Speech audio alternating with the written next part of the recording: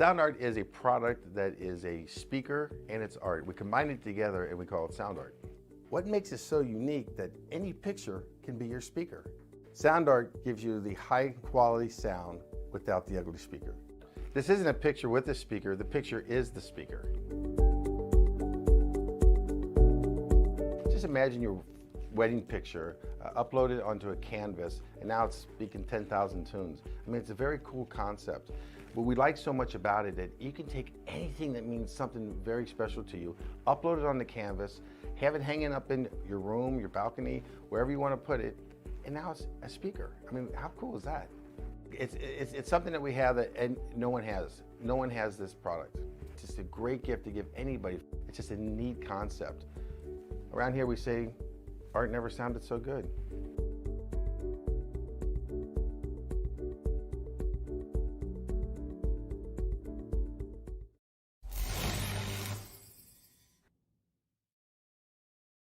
After months of quarantine, we're all interested in how we can become our best self. The team at Permanent Makeup and Cryo is here to help you get the flawless makeup look every day without the extra effort or time. When it comes to your appearance, you deserve the best care that money can buy.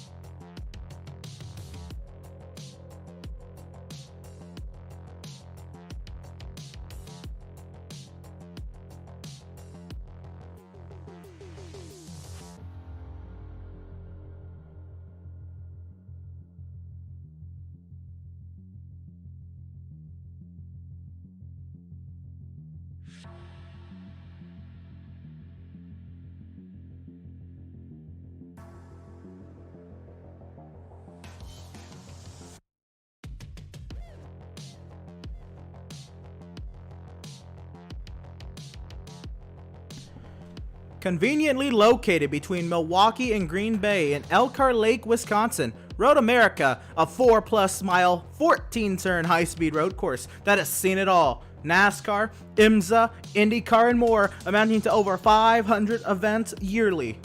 Road America's park-like grounds offer amazing viewing opportunities, numerous camping spots, fantastic concessions, high-speed excitement to hundreds and thousands of spectators each year, and next up, to virtually view from those spectacular vantage points is the Operation eMotorsport iRacing Winter 2021 season, round 2 of 8 on this trek of North American tracks. Welcome race fans to Pit Stop TV. As usual, we're live to Facebook, YouTube, Twitch, and Twitter this evening. JP Costa joins me in the booth, Corey Rexford on social media coverage, and I'm Emerson Arden. And this is Pit Stop TV's live coverage of the Operation eMotorsport Winter 2021 season.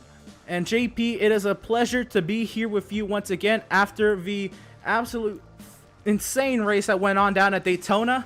We are looking forward to a great one here at Road America. JP, why don't you go ahead and take us through what Road America looks like and what these drivers are going to be dealing with tonight. Yeah, it's fantastic to be back with Operation Motorsport, and definitely is a great racetrack to be back at. Obviously, Road America, we have absolutely massive straights, so slipstream is going to be playing a massive factor in today's race with lots of opportunities. Down at turn 1, turn 3 maybe, and definitely at turn 5, but also a lot of tricky corners. Turn 6, a blind left-hander, the carousel of turn 9 and turn 10. The kink at turn 11 can get some drivers if they're not careful enough. And obviously turn 14, a very, very important corner, as is the entry of the massive front stretch. And definitely we're going to be seeing lots of overtakes, lots of different strategies being played out in today's race with a very tricky track. Obviously no escape zones. Obviously we just have grass all around. We've seen some drivers making mistakes already in qualifying, and hopefully we're not going to see that much, a lot of mistakes into the race. Well, you mentioned qualifying, and qualifying is underway, but coming into today, let's take a look at the point standings real quick. And of course, the three classes outlined in different colors. Blue is pro, green beneficiary, red is open. And let's talk about it. Brandon Egerchik, phenomenal, dominating race at Daytona. And Paul Lindsay, David Levine, they were fighting in most of that midfield. When I say midfield, up there towards the front, though, in the top 10, heavy-duty battles going on up front.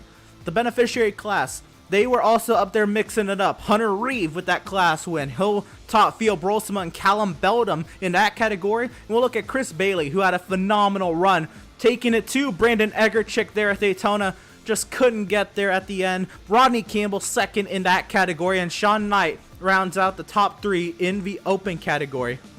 And tonight we're trying to get a little something organized for y'all. Trying to get an interview in with the communications coordinator of Road America, and we'll see if we can whenever we have that opportunity. But as far as that goes, Daytona, we can talk about it some more. It was an amazing race. They did 124 minutes, this Operation eMotorsport series, to kick off the Winter 2021 season, and Trey Shuttlesworth was on the mic with me for that one. That was a great race, a great call. There was non-stop action up until the pit stop. There was a little lull in the action, but it was still going on in the midfield.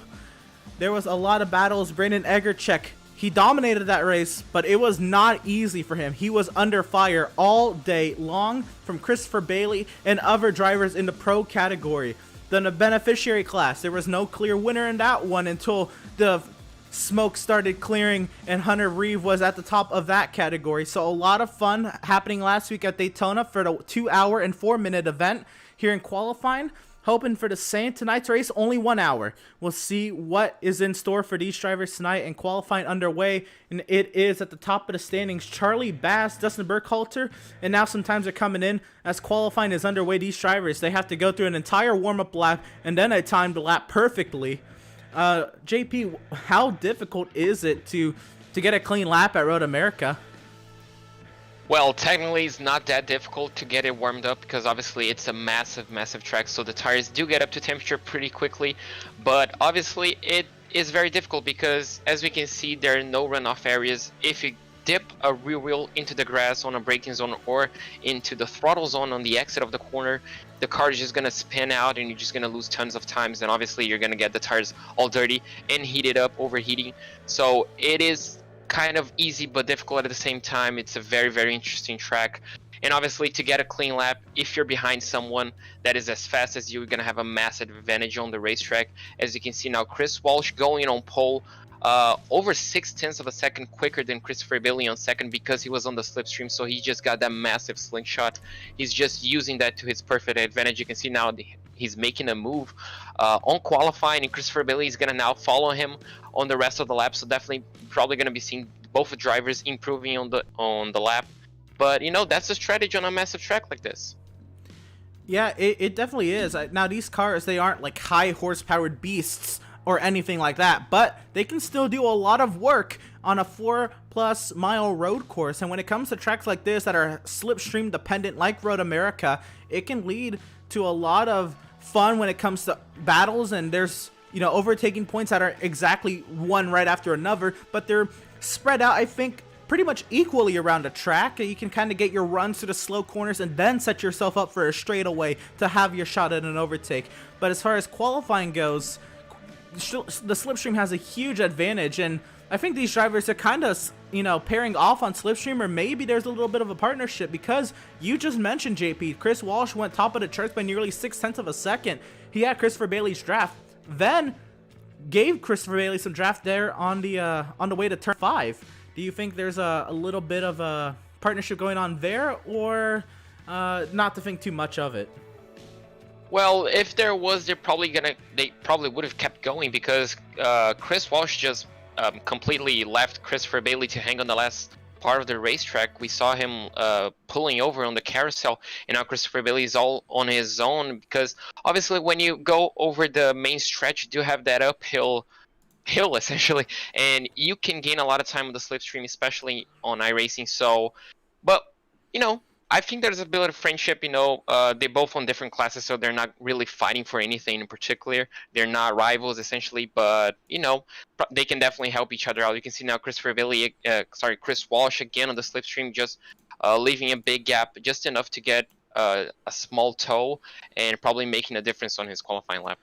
Right on. Well, we do have at least some sort of opportunity to get an interview in with the communication director of Road America. I'm sorry, communication coordinator of Road America, Mr. John Ewert. John, are you there, and how you doing? Hi, guys. Yeah, I'm here. How's it going? It's going all right. Want to say thank you for joining us again. You did join us when we were doing the Operation Motorsport eMotorsport broadcast at Road America in August. So it's a pleasure to have you as a returning guest on the channel and for the series. And let's get right into it. Last time we interviewed you, you were very optimistic when it came to Road America hosting events with spectators. What have been the successes or the challenges of hosting spectators during this pandemic? Well, I got to tell you, and not really to dilute any of what's going on currently out there in the environment, but we did have a very good season. I think the key points is that our fans were incredibly safe. Everybody understood the protocols, the various necessary means to stay safe. And Road America is an outdoor facility. It's a 640-acre facility, 4 miles and 14 turns. So we definitely were careful, and we definitely were calculated, and our fans were knowledgeable of that, and everybody understood and came through the gates, and we had temperature checks at the gates, and we handed out hand sanitizer and masks, and people were allowed to socially distance. A big plus for Road America is that you're not dedicated to a seat when you come to view a race. So granted, some of the paddocks were closed for pretty much almost every event, as far as keeping the drivers in that, as you say, bubble, and the fans outside of the bubble. But fans were also allowed to socially distance, and if they felt they were too close to somebody or another group that wasn't in their family unit, they were able to spread out. So luckily, we were able to, for our IndyCar doubleheader, have the largest sporting event with fans since the pandemic began. And we carried that through the remainder of the season by allowing fans, and really set the benchmark for every major racing series and pretty much sporting events in general, as far as safe ways for viewing and all of the protocols at the gates and all of the various other increased cleaning and hand sanitizer stations. So it's a testament to pre-planning. We knew kind of what we were getting into going into March and April, and we had some time before our season really ramped up in May and June. And obviously some events got moved around, but by the time mid-July came around, IndyCar came in, and we were ready to go. And then we carried that through with IMSA and NASCAR, as well as World Challenge and other vintage events, and it proved to be very successful. And we want to send our sincerest appreciation to everybody that supported us, from first responders and frontline workers to families in general, and fans and season pass holders, because everybody was very cognizant of the situation that was going on, and nobody really wanted to see racing go away. So we all worked together. As we like to say, we were all different boats, but we were all, weathering the same storm, and we got through it together. And that's something that we intend to carry into the 2021 season. We understand that vaccines are currently out there right now, and we understand that fans are still going to be relevant with being safe, and people are still going to need to wear masks and need to socially distance until all the news reports say that we don't have to anymore. So we're going to ask our fans to continue that, and we hope to actually see more fans this year once people realize that live sports is available and alive and well at Road America. Rock on. I think that's great that there is the optimism. You were very optimistic in August, and it's glad to hear that it all comes to fruition, and it all happens safely, and it all happens in a manner where everybody can come and enjoy motorsport. Now, speaking of motorsport, Operation Motorsport, I think holds a lot for Road America. I'd say at least you've been here twice, and then you so graciously allow us to use the virtual version of this track in the Operation eMotorsport calendar.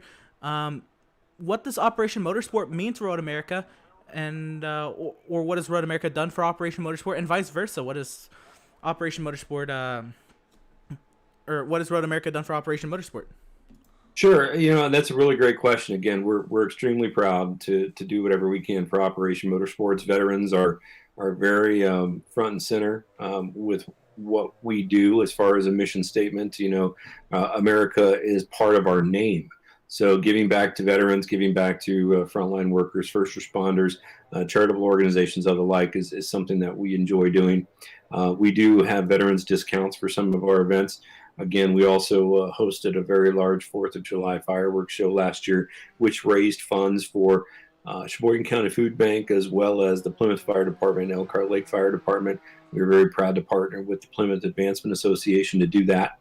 Again, NASCAR Cup is coming 4th of July this year. There is some talk about local fireworks shows. We hope to promote those shows and cross-promote events in the areas as much as we can. But it's always great to be able to, even if it's being a guest on a show or donating a prize package or anything like that, to give back to veterans, give back to those who have served our country so well and so valiantly in a volunteer standpoint. So that's what we can do. And Operation Motorsport is a great form of entertainment for a lot of people. It's a great way for people to, that are interested in racing and motorsports to kind of cut their teeth and hone their skill sets and hopefully carry that over into potentially a career, or at the very least have a lot of fun. So we're excited about that. We understand the iRacing platform very well. We have a great partnership with them. We appreciate anybody that wants to race at Road America and scan the track and understand our landmarks and have a good time. It's one of the most challenging tracks out there right now for not only your pavement competitors, but your virtual competitors as well. So it's always exciting to see so many more people get interested in hearing about iRacing and Operation Motorsport and what goes on, and being a chance to get to do that, and then wanting to come out and actually watch the race and cheer on their heroes and get autographs as well. When you see that all really come to fruition for some of our major events. So the technology is fabulous. The detail is incredible, and it's exciting to hear pro drivers wanting to cut their teeth a little bit on our track and understand landmarks and braking points and various aspects of the like, so that once they get in the car, they've got a relevant sense of that, as opposed to just doing a track walk previously, which is what they used to do. Now you guys have spending hours and hours and hours in very, very expensive simulators wanting to just get that one little bit of competitive edge. So it's neat to kind of be able to see, enthusiasts and gamers and various others alike, and veterans and others getting a chance to race on our track as well as part of Operation Motorsport, and develop that fond affinity for Road America that so many competitors have been able to do, from a realistic standpoint and now from a virtual standpoint. I truly think it is the future. Rock on. As drivers are on their final lap of qualifying, real quick, if you want to shout out Road America and kind of what's going on in 2021, of course, the huge NASCAR Cup announcement there is huge for Road America. But where can people get tickets and any other fun things going on at Road America? Well, it's very exciting, and I'll keep it brief. RoadAmerica.com's got all the information. We have the most diverse schedule in all forms of motorsports. It's a very simple drive. Come and stay and play at Road America, and we are the safest place to watch a race. So if you're looking for something to do with your family, live sports, if you're into racing, if it's your first foray into something outdoors and exciting in the sports world in this new 2021, as we like to call it, definitely check out RoadAmerica.com. We look forward to seeing everybody here. Well, thank you so much for your time, Mr. Ewert. It's great to have you back with us doing another interview at Road America. It means a lot that we can get these tracks involved in already a great cause for Operation Motorsport. But on the virtual side, it shows that that tracks care a lot. The more they can engage with even the sim racers and or the people who aren't able to go to the track in person in a time like this, it means a lot, and it shows that Road America still cares about everyone who can get here in any form. But once again, thank you for your time tonight, and hope you enjoy the race. We certainly do, guys. We're going to be tuning in, and thanks so much for all that you do. And that was the communications coordinator of Road America, Mr. John Ewert. And qualifying has come to a close, JP. So it is time to go through our starting lineup. And let's take a look at the top 10 up top. Row number 1, it's Chris Walsh, pro driver, starting on the inside, and look to his outside. We'll have driver the number 65, Sean Knight, in the open category. We'll fall back to row number 2, and we'll find Christopher Bailey and Paul Lindsay. Row number 3, it will be Brandon Egerchik, last week's winner, and Rodney Campbell. Row number 4, we'll find Tyler Langenberg and Charlie Bass. And in row number 5, Dustin Burkhalter and Hunter Reeve. Starting off in P11, we have Trevor Hiller right alongside him, David Levine. Kind of disappointment drive for a pro driver, I would say. But in P13, we have Theo Brosema starting alongside Brock Hogan. Two beneficiaries, so a row of beneficiary drivers. Jason Leach starts in P15 alongside Jacob Williams. Travis Hill starts in P17 right alongside John Winker. Shane Hunter starts in P19, and alongside him in P20 we have Callum Belden. Running out the back of the grid, here we have Brian Winker and Tim Bernard making up row number 11. Row 12, we'll find Glenn Gray and Justin Jarrett. Row number 13, it'll be Brian Burkhart and Jay Gleason. And that is going to round out our field. 26 drivers, 26 GT4 cars getting ready to rock here at the 4-mile circuit in Elkhart Lake, Wisconsin. Road America, the pace car is rolling, and we are one pace lap away from the action. JP, yeah, what are going to be the trouble spots tonight? Well, definitely we're going to have to keep an eye out for turn 1 and turn 3 on the first lap. Obviously, a lot of these drivers are probably not happy or 100% happy with the qualifying performance. They're definitely going to be wanting to make up some ground in lap 1. That's the easiest lap, I'd say, to make ground because everybody's so bunched up, so you can get a good exit, but also it's the easiest lap to make a mistake. If you go too deep on the braking, or if you just go a bit too wide, you can always spin or take someone out. So it's definitely going to be an interesting balance of aggression and caution from these drivers, and it's going to be interesting to see if all these drivers are just going to be going for straight out track position, or they're just going to be playing out the long game on fuel and tire strategy. It's going to be an interesting first lap to see where everybody finishes.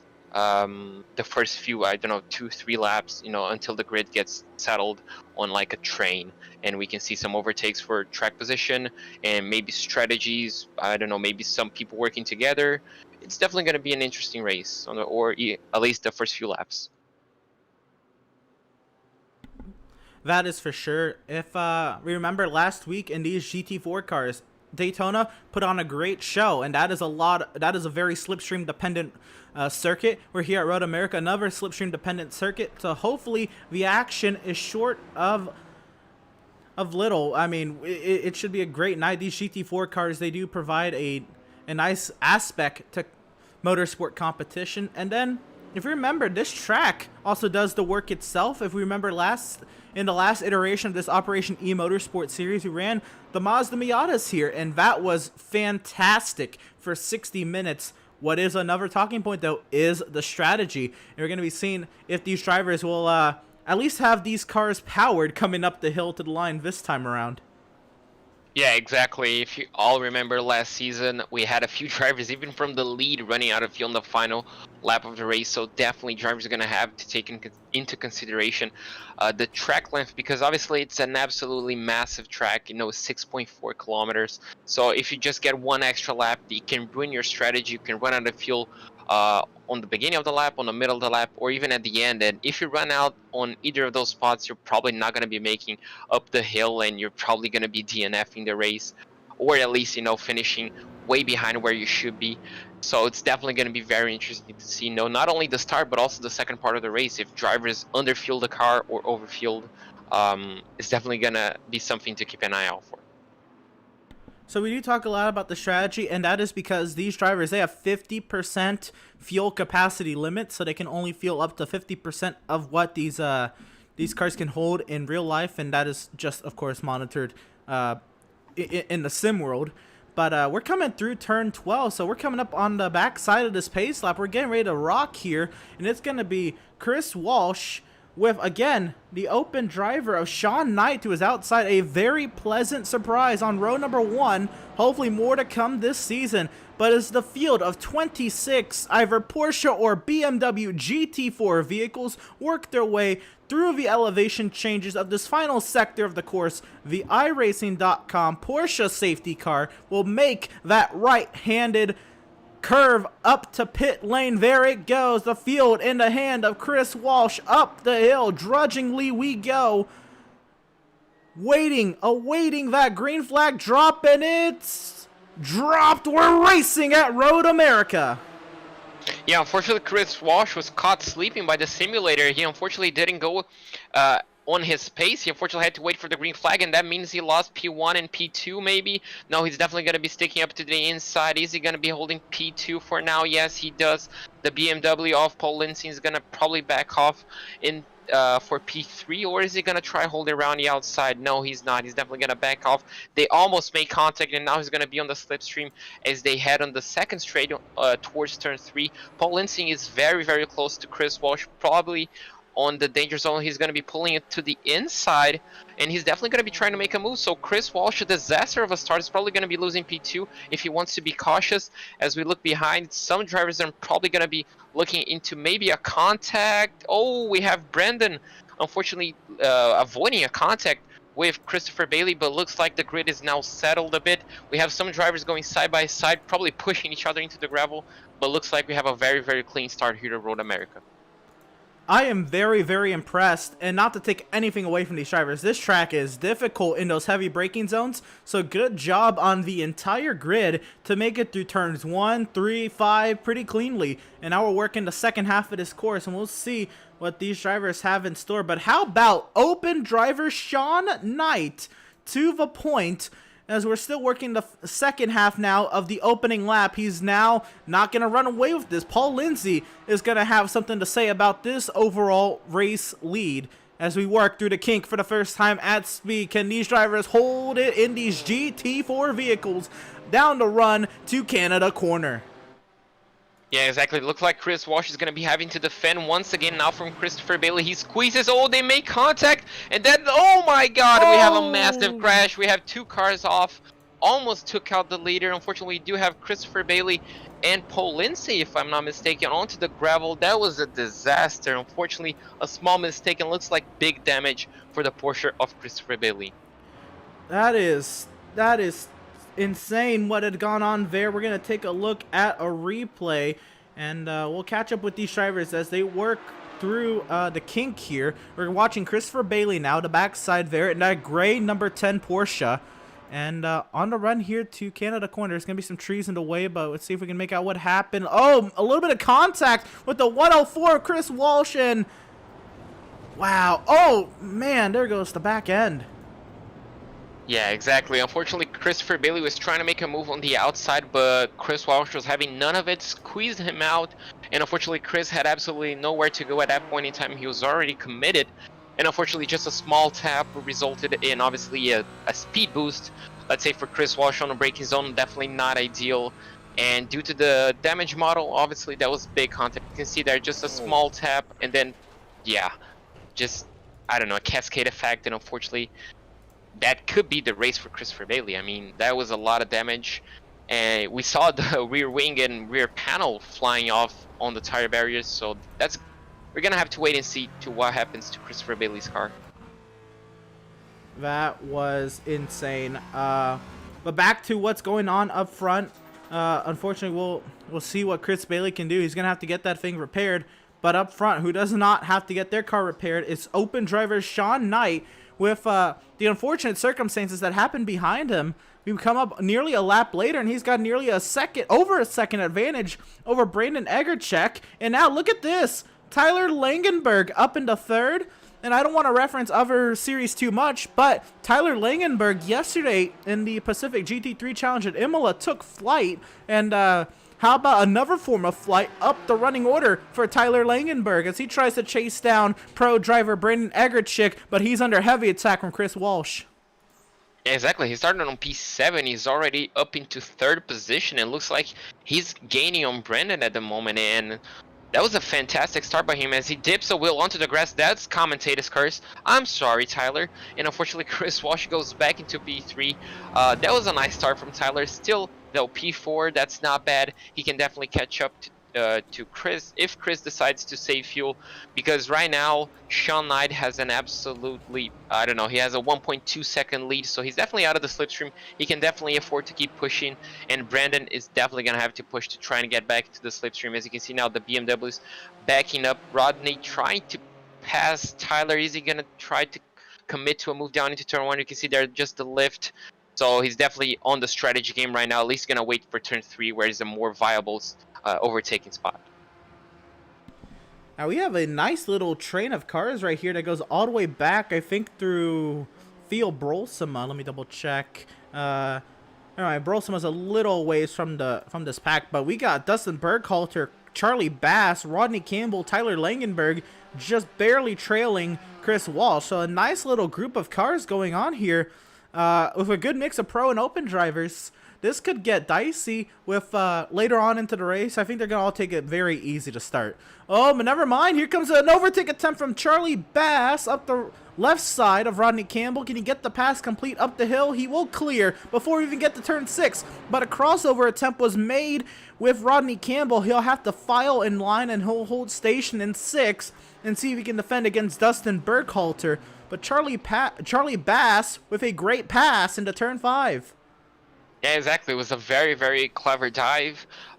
He just had the nose in just in the right position that Rodney couldn't. Oh yeah, actually Dustin couldn't close the door, right? So that was a very smart pass. He got the move done and defended brilliantly onto the next corner. So he definitely made a nice position. And if you can take a look at your screen, Chris Walsh is the lonely Porsche. We do have a massive BMW train right here. So Chris Walsh, unfortunately, is the only Porsche. I don't know if he has a small disadvantage being on the smaller of the German cars, but definitely going to be interesting to see if he can fend off the other German brand on their charge, because it looks like he's struggling, not catching up to either Brandon or Sean Knight at this moment. And once again, I cannot stress enough, these pro drivers, they're given the pro driver title because they are really good, or they have real life experience. But real life experience, I assume, means that they're very good, because they're trusted to drive a real race car. Sean Knight is just an open driver on the sim. I mean, he could have real life experience, to be fair. Not entirely sure, but the category of open drivers is pretty much anybody else who does not have a high I rating enough to be considered a pro level like iRacer in a sense, or don't have a real life racing license that we know of. And so Sean Knight being up here, taking it to all these pro drivers. There's a lot of pro drivers this season as compared to last season. This is great stuff from Sean Knight. Yeah, definitely. Even if you take a look just at the pressure that he's getting, because obviously he's an open driver, he's pulling and just keeping up the gap with 3 actually. Sorry, 4 pro drivers behind him. So definitely a lot of pressure, for an open driver to be leading on, such a difficult track, such an easy track to, commit mistakes. So he's just leading and just pulling away from 4 pro drivers. He's definitely going to be feeling the pressure if he makes a small mistake, but at the moment he seems to be hitting every single apex, not losing the card on the exit. So he seems to be doing a great job, and hopefully he can keep this up. Obviously still 50 minutes to go, but look, for the moment it's looking pretty good for that open driver. Yeah, and I know we talk up the open drivers a lot, and in all fairness, the pro drivers, I mean, they should be talked up, but they're pro drivers. They they can race pretty much in any circumstance. The open drivers, they're pretty much unproven to us. I mean, let's talk about unproven. Dustin Burkhalter last season was an open driver, and I guess they had looked at his I rating, or actually they expanded the pro level requirements to include I rating, that is, at a decent level, or at a threshold, and Burkhalter qualified for that. But Dustin Burkhalter last season stuck it to Chris Walsh a couple times last season, got a couple overall wins, and then last week Christopher Bailey was all by himself in that open category, up in the overall top 5. He was the only open driver in a sea of pro drivers. I think the top 7 were all pro drivers besides Christopher Bailey. So to see another open driver, I think this is going to be great. 1, for the overall racing, and 2, for the open category class, that we have multiple, open drivers going at it in just 2 races when it comes to the point standings. This is great stuff. Remember, Sean Knight came into today's race 3rd in that point standings, about 6 points back of Christopher Bailey. And Christopher Bailey way down the running order after his accident. It's going to be a point shakeup heading into next week's race at VIR. Yeah, definitely. It's definitely going to have a massive shakeup in the points if it continues like this. And yeah, it's definitely going to be interesting to see, because, as you said, we have a sea of pro drivers. Now we have Theo Brosema as a beneficiary on P7, just holding up David Levine, which is another pro driver. So we do have, a very shaken up grid. Obviously, it comes and goes with performances and tracks where, like, you can be faster, but it's definitely really interesting to see the classes mixing up, and it's definitely great for racing. Well, speaking of racing, and the driver you just mentioned, Theo Brosema, was just overtaken by David Levine, so move another pro driver up into that top category. But it's also a mention of beneficiaries, because that's what this is all about. In all honesty, it's about these beneficiary drivers who, get the support from Operation Motorsport and, are really the center of the Operation eMotorsport series. And Theo Brosema has been the great feel-good story of last season, and is already, in a nice enough position this season to where we'll be able to talk about him a lot more in the beneficiary category as well, or the beneficiary category again. And it's just great to talk about Theo and all the beneficiaries. All of these beneficiaries have their specific story that makes it remarkable for them to even be, a part of Operation Motorsport doing this. And Operation Motorsport is so gracious enough to help out these drivers along with their partners, Recaro and Mobile One, to help make this all happen. Yeah, definitely. Even though I'm not, familiar with a lot of these drivers and a lot of the stories, because it's not part of my culture, it's nice to see, racing, something that we all love, either if you're watching or racing, love connecting everybody, even if you have experienced what these guys have experienced fighting, and it's nice and it's touching to see everybody having fun and being competitive on the grid, just putting it all on the line for racing. It makes me happy to see, and it makes me happy to work with you guys and to see this stuff. Well, how about that run Theo Brolsema had on David Levine? He looked like he was going to make an overtake. Maybe he's going to set himself up for turn 5, though. Theo Brolsema on the charge. Yeah, Theo allowed David Levine to pass on the previous lap. He just let off the gas, but unfortunately it looks like he's kind of regretting that position because he looks to be faster than David on the middle part of the racetrack, and obviously with the slipstream you just get close. But Jacob Williams is definitely ready to pounce if Theo makes any sort of mistake. We saw him getting very close in turn 3, and right now looks like he's just going to be backing off. As you can see now, Theo just getting closer and closer to David Levine, and also if you look behind him, Shane Hunter is also joining the party, another pro driver. So it's a sandwich, have a pro driver in the front. Now, looks like David made a small mistake. Is he going to be under pressure from Theo coming up to the carousel? Looks like not enough. So yeah, it's a pro driver sandwich. We have David Levine and Shane Hunter pulling up the pack. On board with David Levine now. Let's see what he can do under pressure. Remember, we saw a huge run out of Theo Brolsema to see if he has anything for Levine. Levine kicking up some grass blades there on the inside of the carousel. Again, pro driver under pressure from a beneficiary. What's a better story than that? And Theo Brolsema turning up the heat as we roar through the kink on the run down to Canada corner. And Brolsema, he's under his own pressure from an open and another pro driver. But Brolsema still has his eyes set on Levine. Now, under attack from Williams. They look to go side by side into turn 12. We continue on board on David Levine. Brolsema keeping in touch. Levine wide through the exit of turn 12. Here comes Brolsema up to turn 13. Brolsema trying to cut any of that gap that Levine has in half or more. And he's going to have a huge slipstream down this front straightaway.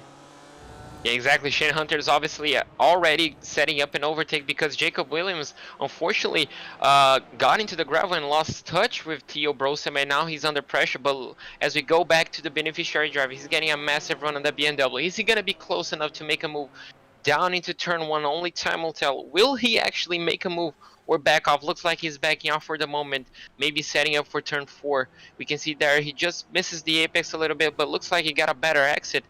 Carrying a little bit more speed on the exit part as they head into turn 2, now entering turn 3. Is he going to be close enough to make a move? He hits the apex perfectly. Looks like he's carrying more speed than the BMW ahead of him, so he could be setting up a move into turn 4. Yeah, I think Brolsema now, I think he knows that he's faster than David Levine, and he's just pressuring him, trying to pressure Levine into making a mistake rather than Brolsema, try to be a little aggressive to overtake and then, makes a mistake himself.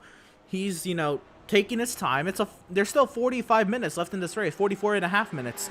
And Brolsema is taking his time, and either one is going to let the pit strategy do the talking, or two, let, the pressure of being on the back end of David Levine's car. And Levine gets some grass off of turn 7.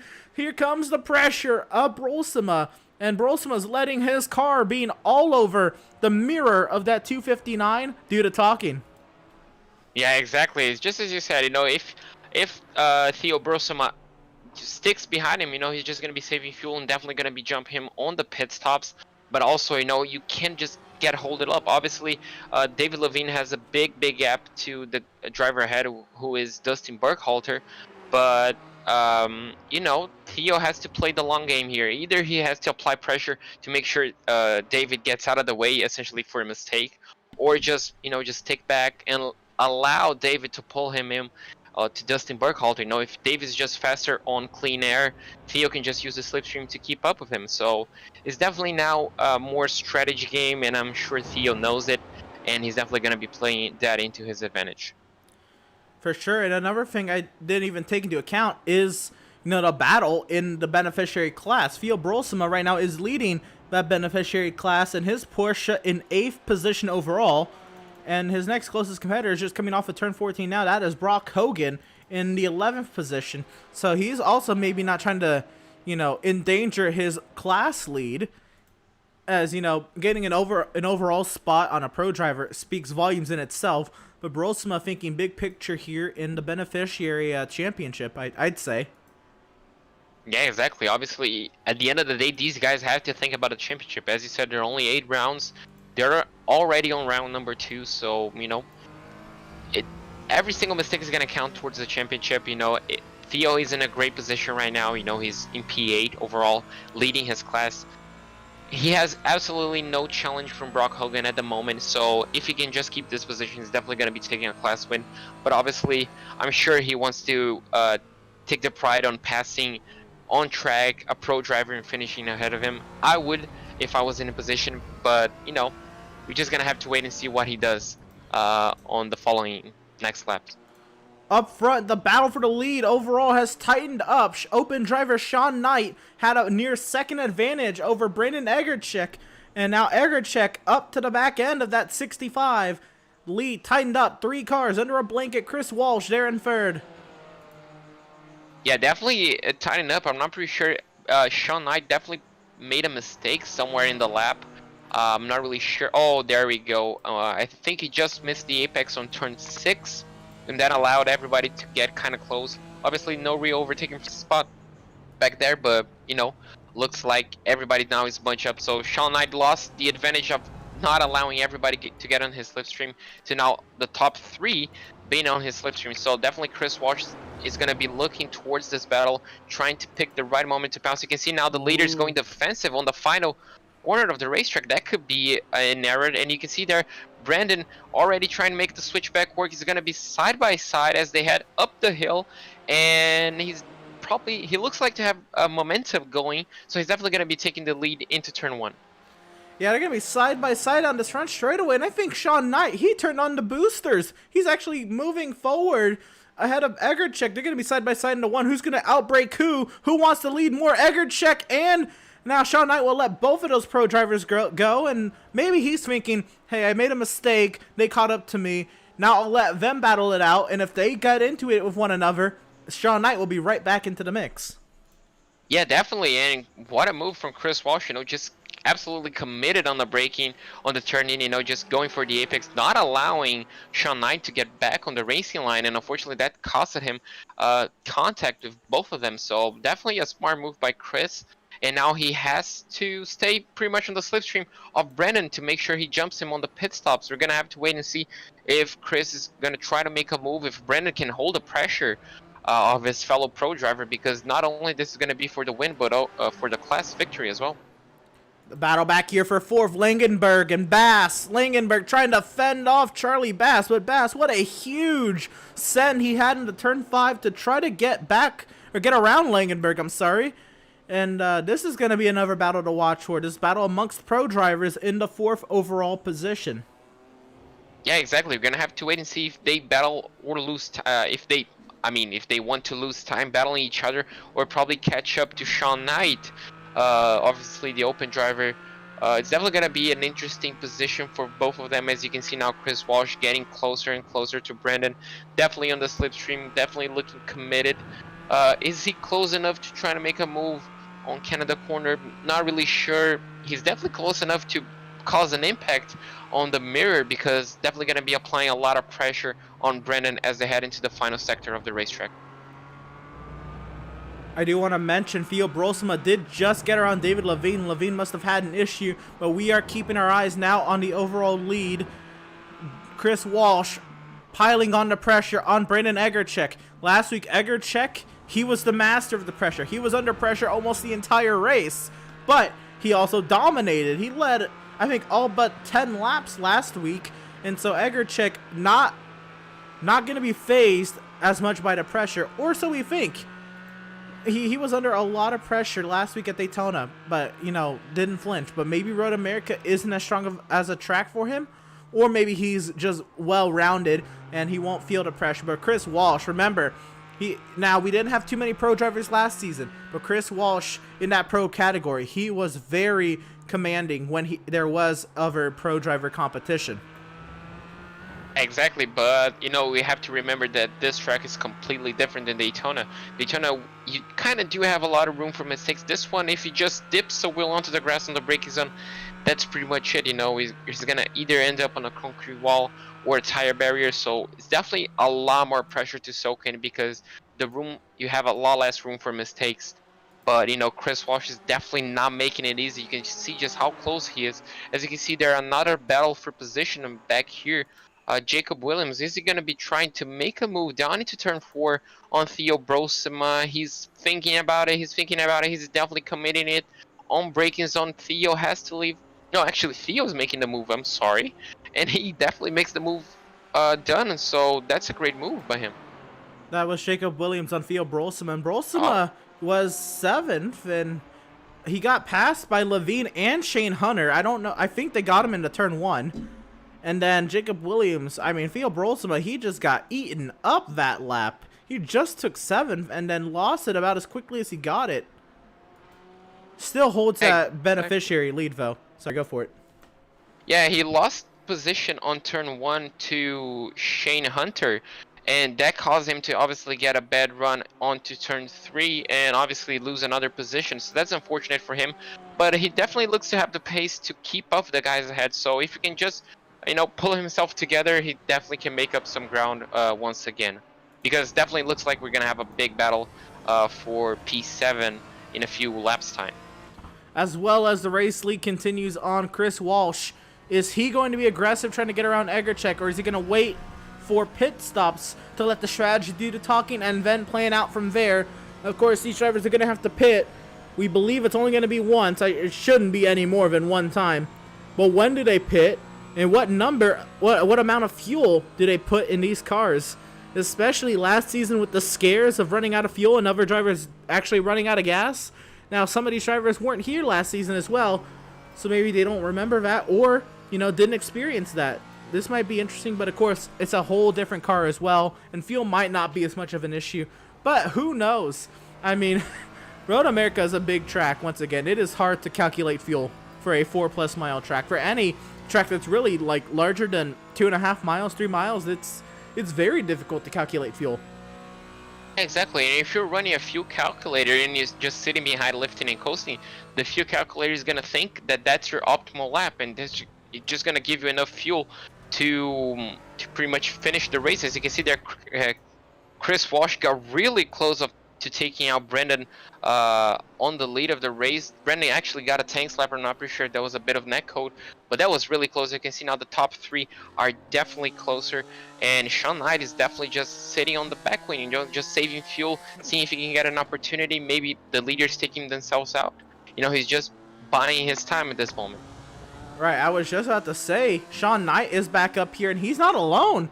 Langenberg is 1.2 seconds back, and we might have a train of cars happening soon. The top 6 within 4 seconds of one another. Sean Knight looks like he missed a little bit of the carousel, and Chris Walsh has a great run out of the carousel into the kink. Can he keep the momentum up and have something to say in turn 12? He backs off on corner entry, but does he get the run on corner exit? Slipstreaming on the run down the Canada corner. I think Egerchek will hold on. Exactly, looks like the BMW has a bit of an advantage on the straights because he was just pulling, but Chris Walsh is definitely braver under braking. I was noticing on turn 1, he's just every single lap he was just getting closer and closer in the braking, but unfortunately not close enough to make a move. But you can see they're just trying to get closer each and every single corner, just committing it to the corner, you know, just using the tires, hitting every apex. You can see they're just Christopher Walsh just hitting the apex beautifully. But let's see if he can get close enough. He's definitely close, but easy enough. As you can see now, the first driver dipping into the pits, that's Tyler. So definitely the first driver. Is anyone going to follow him? Doesn't look like it. So definitely a bold strategy for Tyler at this moment. Yeah, you have to think that maybe he's just pitting now to get some clean air.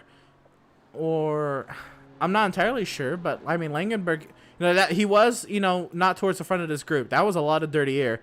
So maybe if he gets clean air and can run as hard as he can find himself in the thick of that battle, maybe even ahead. We'll see. But, of course, he's got to hit his fuel number correctly to be there at the end.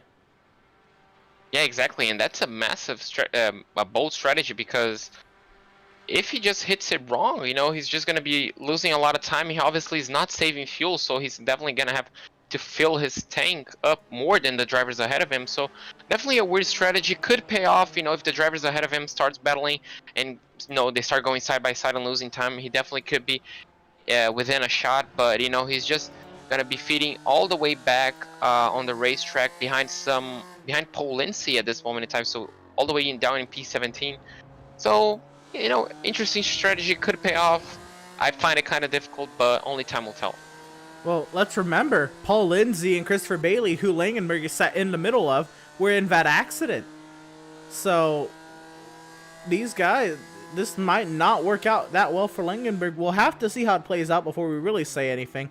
But what we can say is the battle for 6 is still hot, as Shane Hunter, under a lot of pressure from David Levine and Jacob Williams and Brolsema. He's lost a little bit of touch to this battle, but this battle for 6th. Now, it was 7th before Langenberg pitted, but this battle for 6th, very heated up. 2 pro drivers and an open driver. BMWs of the pros and Porsche for the open.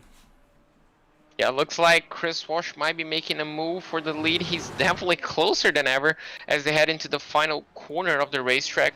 Looks like he's not going to be diving down the inside, but he was definitely thinking about it because he got a better exit out of Canada corner. Looks like both of them hit the apex once again, so it just looks like it's rinse and repeat from the previous lap, just getting closer, but looks like the BMW might just have the legs on the straight. Chris doesn't seem to be getting closer as the BMW just speeds up. Yeah, it looks like the setup that Brandon has just has more straight line speed overall, and Chris cannot get close enough on the straights, but he's definitely getting closer on the braking and on the second sector of the racetrack. Nose to tail, these two go round and round the amazing circuit here at Road America, and they are nose to tail with one another, but it is not a tooth and nail battle. And let's see if we can at least shout out some of the Operation Motorsport partners before we get into Pit Cycles Hardcore. And of course, let's talk about Recaro. And whether it's on track or iRacing, Recaro Automotive is all about making driving safer and more comfortable and more controlled. A driving experience that you can really feel. Recaro Automotive puts people first every time and is a proud supporter of Operation Motorsports iRacing. Mobil 1, since day one, Mobil 1 Advanced Synthetic Oils have been a part of every Corvette racing win, and that tradition continues with the new mid-engine Corvette C8R. Today, Mobil 1 Racing 0W50 protects the next generation of America's sports cars on the track, while Mobil 1 Advanced Synthetic is still found under the hood of every Corvette off the track. No matter where the hood of your Corvette is located, it's always been Mobil 1 from day one. Mobil 1 is the world's leading synthetic motor oil brand, and the Corvette Racing C8R is now available on iRacing for anyone looking to experience the exhilarating mid-engine performance of that car in the virtual world. And of course, Operation Motorsport, the veteran-led, non-profit foundation based in Raleigh, North Carolina and Brighton, Ontario, was founded on the basis of 3 simple words: excite, engage, and empower.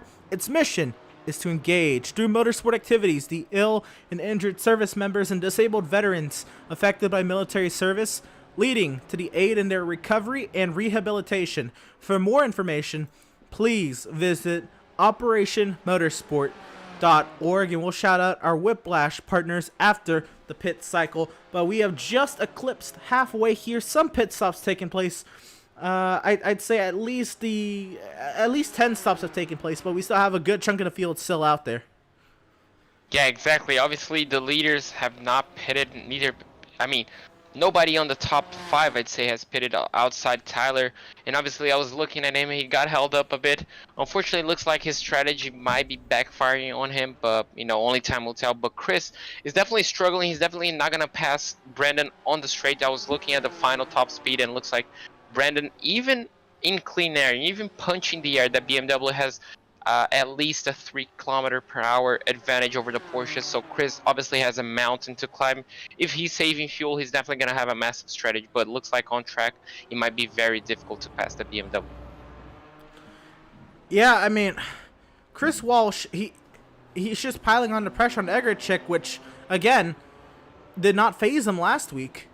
And I think it's going to be the same story here. And Chris Walsh is either going to have to do it on pit strategy or get aggressive. And he's looking to the inside there into turn 8, but he's not sending it. Maybe he's trying different methods to apply the pressure. But again, I mean, I have to use this lightly because, again, Chris Walsh is a pro driver. But as far as this series goes, this is like new territory for Chris Walsh.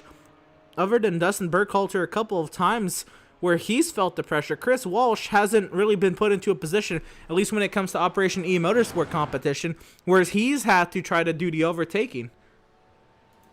Yeah, obviously last season he was involved in the battle, in the race-long battle. But, you know, it's definitely interesting to see, you know, he's struggling because last season we had equal cars, so, you know, on the slipstream you would eventually get past. Looks like here he just has a mountain to climb because he has to get such a better exit. So he's definitely going to be having to pull everything out of his sleeve to try to get past Brandon on track if he wants to obviously do that. But you can see there he just gets a better exit, but unfortunately that Porsche just doesn't have enough, I guess, oomph to pass the BMW on the straight. But, you know, he's just trying on every single corner, you know, just trying to unsettle Brandon, maybe on the carousel, maybe on the kink, you know, on those weird corners where we wouldn't see any overtaking. He's just trying to put the nose there to try and unsettle the driver. Hitting the pit lane, Charlie Bass from the 5th position. We'll see where he comes out overall. And in relation to Tyler Langenberg, I think it's going to be the biggest comparison because they were both in that battle. If Langenberg is ahead of Charlie Bass, what does that mean for the rest of these drivers? Is Langenberg going to be a threat in this race? It, of course, matters how long the stop is for Bass and where he comes out.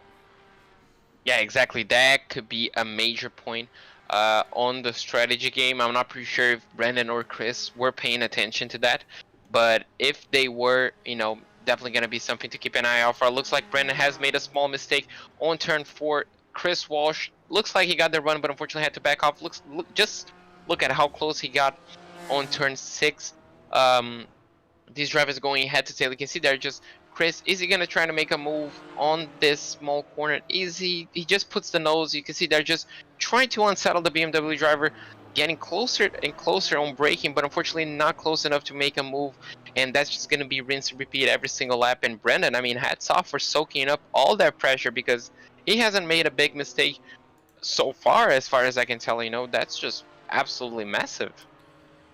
We're gonna have to give him a nickname of some kind, like Stone Cold. But you know, I don't want to go down that route. But I mean, he is not flinching. This is great stuff from Egerchik to be under pressure the entire season at this point. And here comes an overtake attempt from Chris Walsh up the inside into turn 12. Canada corner, the pass complete. Chris Walsh to the point and to the race lead. And important to note, with Langenberg and Charlie Bass, Langenberg out a huge margin in front of Charlie Bass. But let's also look at the stop times. Tyler Langenberg was stopped in his pit stall for 11.1 seconds to Charlie Bass's 14.6 seconds. And Langenberg is coming up to the kink now, and Charlie Bass is just coming out of the carousel.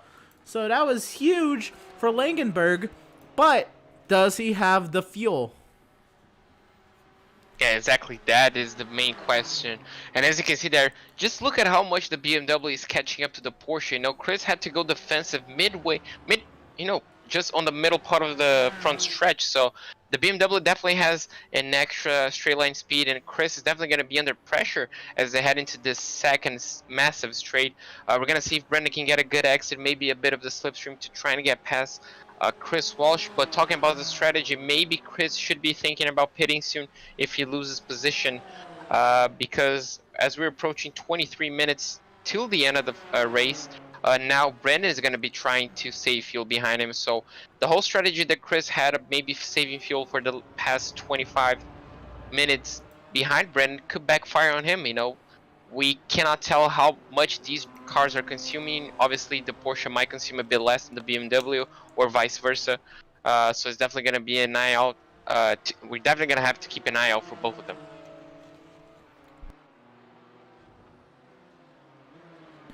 a lot of the top 10 had hit pit road there, along with David Levine and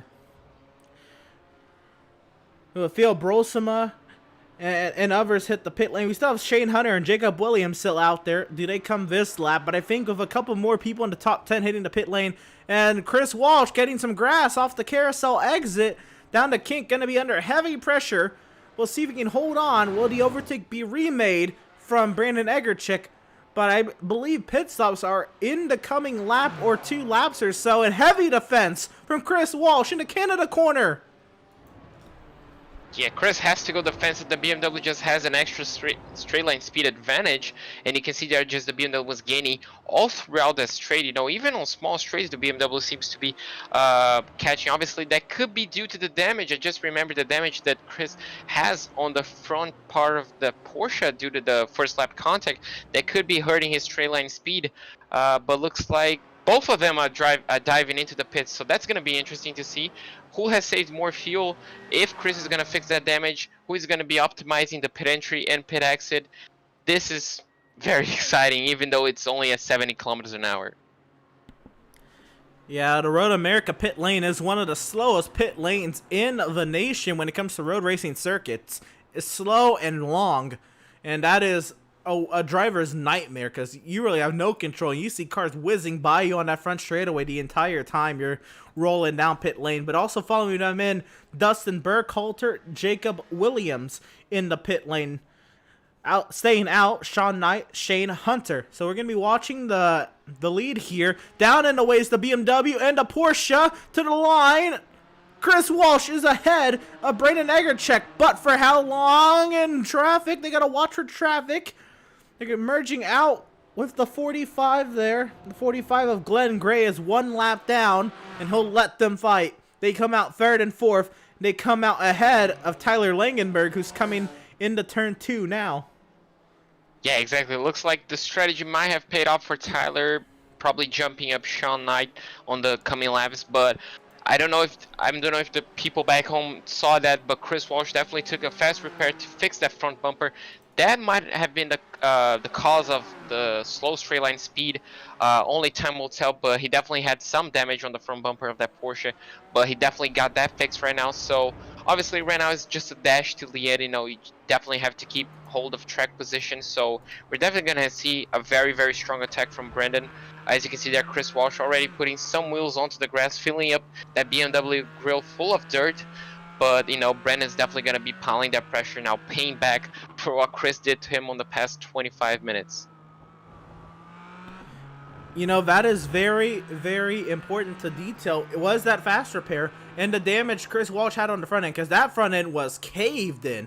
I mean, you say some damage, it was caved in.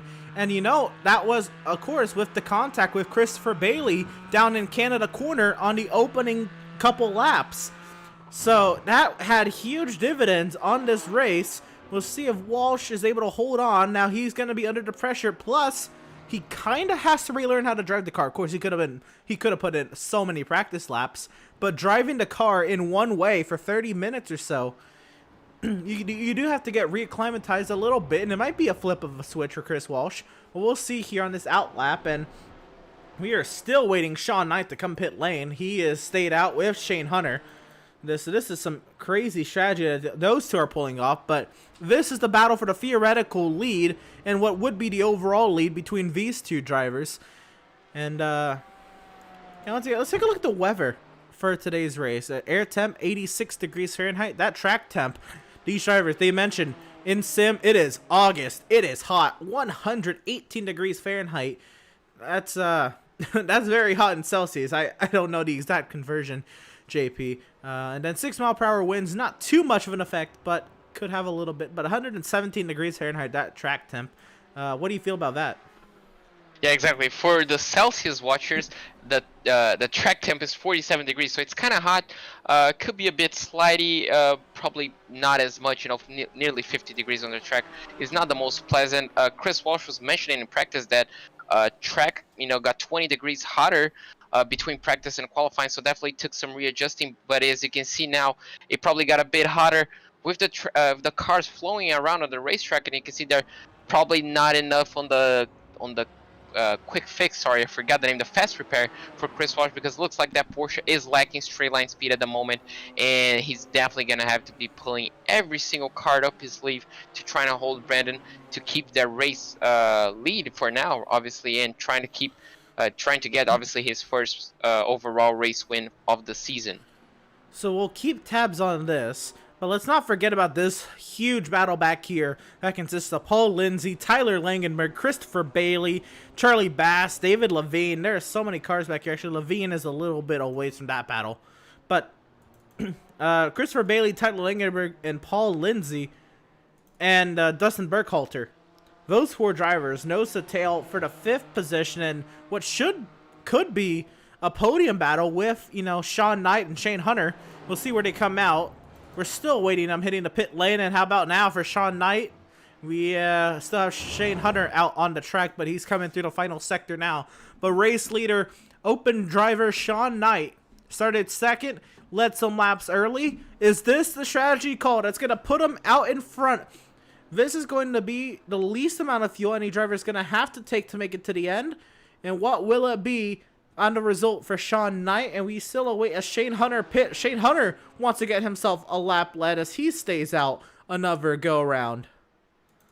Yeah, just as you were watching that, you can see there now Sean Knight diving into the pits. Christopher Bailey is also going to be diving to the pits for the 2nd time this race. Unfortunately, Dustin Burkhalter made a mistake on the kink and it made him lose 3 positions. Obviously, now he just gained 1 back, but unfortunately, he lost the position to Tyler on the kink, and looks like Sean Knight is going to be feeding right behind Dustin Burkhalter, so definitely staying out didn't pay off for the driver. Maybe his pit stop was a bit too long. Maybe he had to save a bit of fuel to actually make it to his pit box, but definitely didn't pay off for the open driver. Was actually running 3rd. Now he's gonna be behind Dustin Burkhalter in P6.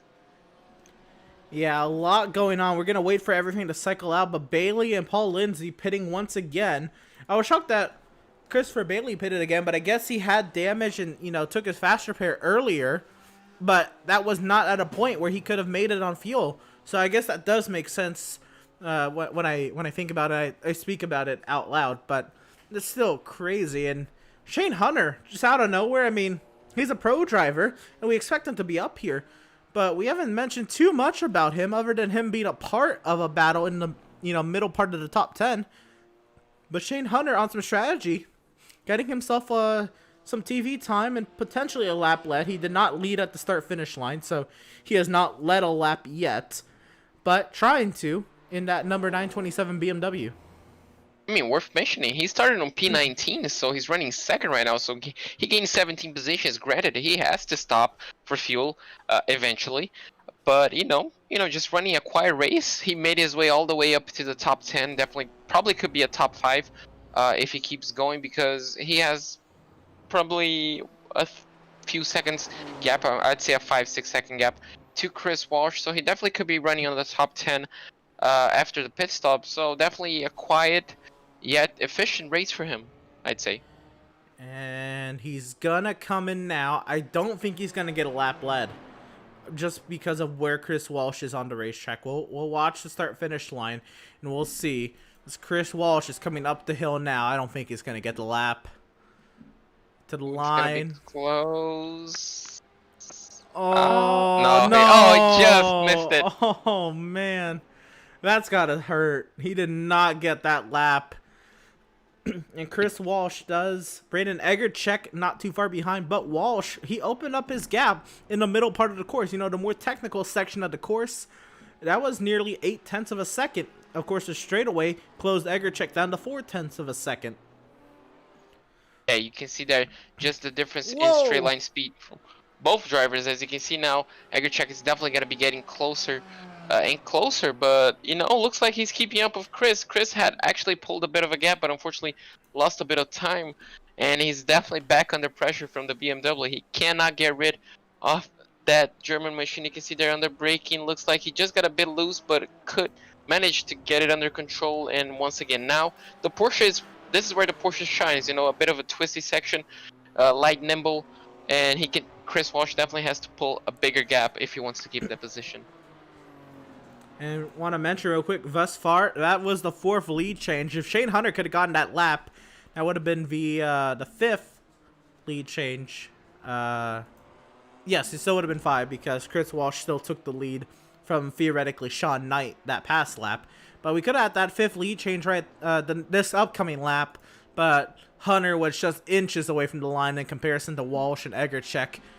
And that one's got to sting. But 13 minutes to go. I saw a battle brewing back in the field. I think Brian Winker and Jason Leach were going at it. I want to shout them out, of course. Leach, of course, a huge part of what goes on here. He, is running this entire series, and he does a lot of work for Operation Motorsport. And wanted to see if he was going at it with Brian Winker, getting some TV time in the heat of battle. But nonetheless, we'll shout out that 22 a little bit here in that number 22 black and red Porsche. Love the I think that is the American flag on his roof. Very nice little livery Jason Leach has here. Yeah, exactly. Very nice. Kind of stealth, but kind of shines in the sun. Very nice. Very I guess simple but yet striking livery. Very nice. And just out of looks like we have a few drivers on the grass. Just out of quick curiosity, the gap to Shane Hunter was 1.1. He didn't let a lap for the gap, a small gap of 1.1 seconds. But as you can see now, we do have a few Porsches with damage. Who is that? That's the number 41 of Travis Hill. Looks like he has a bit of damage on the front bumper of that Porsche. Maybe a bit of contact, maybe a wrong bump. You can see there. Looks like he's struggling a bit of pace right now, so that's kind of interesting to see what happened to him. Yeah, he was in the heat of a battle, and let's go back and we can try to figure out what happened here. Let's see, can find a replay. And this is coming through the kink at fastest lap, Chris Bailey. After all this, and he just kind of went off track. He was under pressure from Christopher Bailey, and he'll continue on. He lost a couple spots there to Bailey and Theo Brolsema. Yeah, looks like as we wind down to the battle of the lead, Brennan actually trying to make a move down into turn 4. He actually got side by side, but Christopher Walsh was having none of it. He just took around the outside and said, well, you're not having this position, at least not now. And Chris is definitely using absolutely everything out of that Porsche to keep that BMW behind, because I was looking at the speed traps, and Chris Walsh at the end of the front stretch, his car was 11 kilometers per hour slower than the BMW of Brennan. So he's definitely pulling everything he can on the final few corners to actually stretch that gap, to actually have a chance to defend on turn 1. So this is definitely interesting. Brennan could be biding his time. Obviously, he only has 10 minutes left, so if he wants to make a move, he has to make it now. That's for sure. Time is running out, and before time does run out, do want to shout out the Whiplash partners if we can, but this is too good to leave. Maybe we'll let this play out a little bit more. We'll see what the advantage is here on the straightaway, and yeah, let's ride on board with Brendan Egerchek as he tries to close that gap down between himself and Christopher Walsh. The slipstream, the power, the oomph, as JP calls it, and he backs off there. Egerchek, he does not want to send it into turn 1. So I think that's a safe sign that we can shout out some of the Whiplash partners. But actually, real quick, JP, your thoughts on that? Yeah, he probably just waited because turns 1 might not be the best opportunity. You can see just how close he is on the exit of turn 3 right now. So I think he's just waiting for turn 4 because it's a more viable overtaking spot. You can see there just the BMW catching up every single time. Chris has to go defensive. Brennan is going to try to be going the long way around the outside. He's going to be braver on the brakes. He has the car side by side. He's going to be trying to switch back. But it's not effective. He has to wait right now. So probably making the move down into turn 1 was the smart choice. Unfortunately for him, didn't work out, and he has to stay looking at the rear bumper of the Porsche for at least half a lap. Right, and once again, Christopher Bailey, he is on it. I know he's not in the thick of the battle up front. He's just outside the top 10. By the way, he's 11 for Christopher Bailey. But he goes fastest lap again. Good on him. This is That should be fun to watch if we can just get some hot laps of him. He's kind of in the middle of nowhere when it comes to it. He's got cars behind him and cars ahead of him by a decent little gap. But checking up on this battle real quick once again, Shane Hunter, David Levine, Jacob Williams still going toe-to-toe here. This going on for 7th. Oh, and cars coming together almost to a stop. John Winker and Hunter Reeve. They were almost stopped in turn 5 together. That'll be interesting. I want to take a look at that. What went on down in turn 5? Well, looks like we do have a lot of respect for the drivers, because if you're coming to a standstill in the middle of the corner, you're just leaving a lot of room. As you can see there, the 2 Porsches going at turn 3. Looks like, I am assuming he's gonna miss his braking point, as he's gonna be diving down the inside of turn 4. Let's see. The send. Yeah. Looks like he just missed a bit of the braking point, and unfortunately, yeah, he had absolutely nowhere to go. And wow, yeah, that was close on the re-entry of the racetrack, because he had none of it. He was just giving absolutely no room, but he made a move. So looks like he's not letting him through, at least not now. Well, good on him. That was a nice dive. Daniel Ricciardo will be proud. That was a little ambitious from a pro driver on a beneficiary, but right there, Hunter Reeve gets back by Travis Hill. No, I was just saying that was that was a send. That's for sure. That's what that was. An absolute send from the pro driver Travis Hill. But the battle for the lead is heating up once again, side by side, and Edgar Check gives it up once again up the hill. We wait another lap. I'm not completely in line with Brendan's thoughts, because he's trying to pull the switchback on Chris, which would make sense, but unfortunately he cannot get the car turned in to the apex, so he's just losing time. I'm pretty sure he just has to commit to the outside line and trying to squeeze Chris into the apex, so he has to carry less speed. At least that's what I would do in his position. Obviously, you know, he still has 6 minutes. He knows he has a straight line advantage, but you know, you have to make the move sooner than later. We saw that Chris couldn't make a move on the straights on Brendan because of the lack of straight line speed. So, you know, for me, Brendan is right now just has to make the move, you know, just has to get a good run, dive down the inside, or stick around the outside to try to force a move onto the lead of the race. So, evaluating these two, if we're coming to about 3 laps to go this time by, what is, you know, sound the alarms, last ditch effort? Is it this, you know, turn 12 final lap, or do you think he has to do it in turn 5? Or what do you feel, or do you think he has to do it before he even starts the final lap? Obviously, ideally he has to make as soon as possible, because, you know, he has to know that he has a straight line advantage. You know, you can see there just the gap that Chris has. You know, just take a look at how much the BMW is going to be crawling in.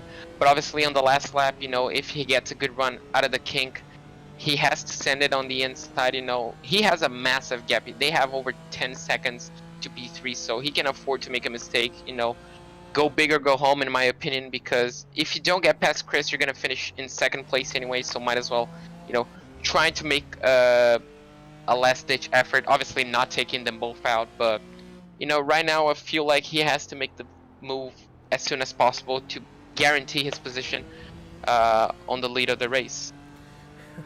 Say that a little lot louder. Tyler Langenberg would love to hear that with these two leaders going at it, but I highly doubt that's going to happen. Major respect between one another. Chris Walsh, we saw him ride behind Edgar Check for as long as he did, and look at the room that Edgar Check's giving Walsh, even trying to overtake. So massive respect between both of these drivers now. With under 5 minutes remaining, I can't see it happening unless it's by complete accident. Yeah, looks like Brandon's getting decent runs on the middle part of the racetrack, which is definitely, you know, looks like Chris is actually making a few mistakes. So I don't know, could be a bit of a tire wear, could be a little bit of pressure. Obviously the race is getting close to an end, less than 2 laps after this one. So, you know, Chris, obviously he knows he's on the back foot. You can see they're just washing the car out wide, trying to get a good exit as they headed towards the kink. So definitely Brandon's gonna be looking at this opportunity, trying to make a move. He's less than half a second away from him. Look, if he's committed enough, he could make a move right here, right now, but it looks like he's not close enough. Not yet, at least. So it's definitely going to be close to the end if he wants to make a move to try and win the race. Real quick, pitting once again is Paul Lindsay. Not entirely sure. There's no damage on that car from what we can see, so this has to be a fuel stop. But this is a long stop. He's in there for over 50 seconds now. So, but back up front. Could be paying a penalty, maybe? Possibly. You know, I'd have to think that's it. Maybe incident points. Yeah, because they have an instant limit of 22, and then they're going to have a penalty. So if he exceeded the limit, obviously he's going to be stuck in a pit stop. But, you know, looks like, there we go. Looks like Brendan's getting a massive run on Chris. Chris is going defensive. Brendan's going to go around the outside. He's going to commit to the outside line. Looks like he is. Yes, he's on the bumper. He's going to be going around the outside now as they head into turn 2, which is not really a corner, but also turn 3. Brendan now has the edge on the outside line, but Chris is braver on the brakes. Brendan's going to be trying holding around the outside. They're not going to make contact, and now we're going to see the BMW stretching its legs. There's absolutely nothing that Chris can do, but look, just look to his left and see the BMW just going away into the sunset. Now Chris is going to be hopping on the slipstream. Is he going to be trying to make a move down the inside? Looks like he is. Is he close enough? No, he isn't. Absolutely perfect driving for Brendan. Looks like Chris is trying to put his car in a position to try and make a move, but on that corner is absolutely impossible unless you're side by side. And Brendan now has taken the lead on the second to last lap of this race. That was absolutely brilliant by him.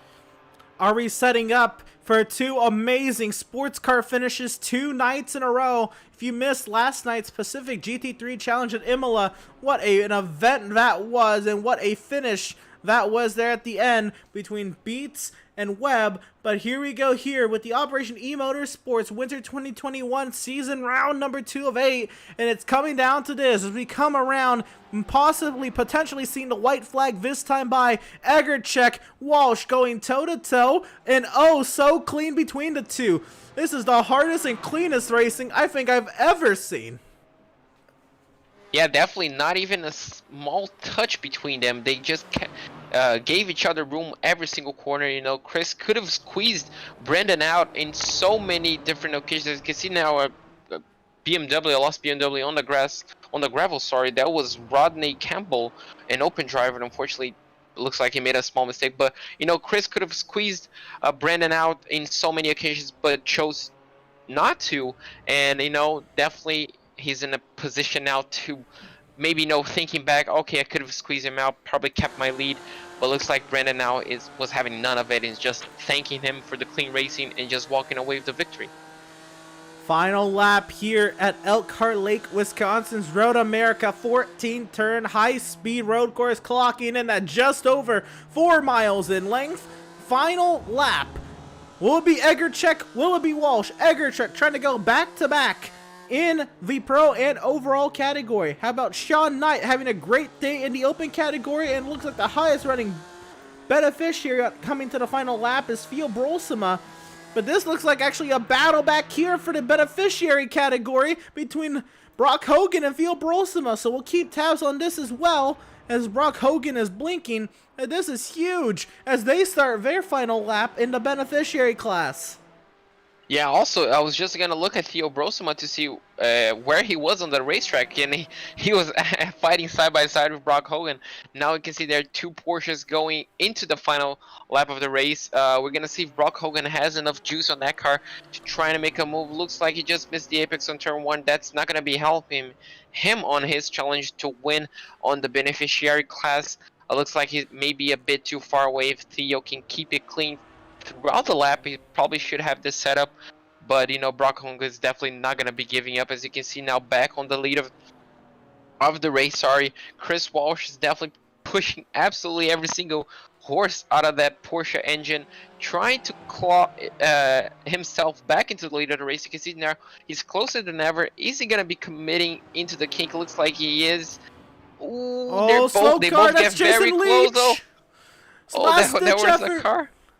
Here we Now, go. is Chris Walsh going to be diving down the inside on Canada corner? Is he? No, he's He not can't close get there. enough.